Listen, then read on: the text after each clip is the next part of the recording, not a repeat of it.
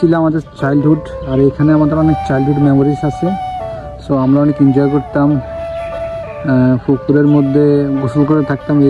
এটার মধ্যে আমরা গোসল করে দিঘি দেখাইলাম না, এটার মধ্যে গোসল করে থাকতাম। আমরা অনেক এনজয় করছি ছোটোবেলায়। এই জায়গায় অনেক মেমোরিজ আছে, যা বলে বোঝানো যাবে না। So let's subscribe our channel. আর একটা কথা বলতে ভুলে গেছি, এই জায়গায় আমরা ক্রিকেট খেলতাম সেই ছোট্টবেলায়, 15-16 বছর আগের, 15-16, 17, 18 বছর আগের কথা বলে থাকি। এই জায়গার মধ্যে আমরা ক্রিকেট খেলে থাকতাম। এই জায়গাটা দেখেন, ওই জায়গায় আমরা স্টাম্প রাখতাম আর কি, আর এই জায়গা থেকে বোলিং করতাম। সো এখন সবাই নিজের কর্মসংস্থানের জন্য ব্যস্ত, কেউ থাকে না, কেউ দেশের বাইরে, কেউ বিজনেস করে। আমাদের বাড়িদের পুরোটাই খালি বাড়ি। সো অনেক জিনিস মনে পড়ে ছোটোবেলার। সো এই হচ্ছে আমাদের দিঘি। তো এইটার মধ্যে অনেক মানে কি আছে জানি না, অনেক ভয়ে থাকে মানুষ।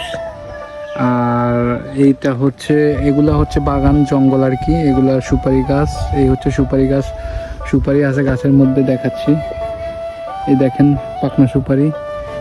আর এই হচ্ছে আম গাছ, এই হচ্ছে চালতা গাছ, আর এই হচ্ছে দিঘি।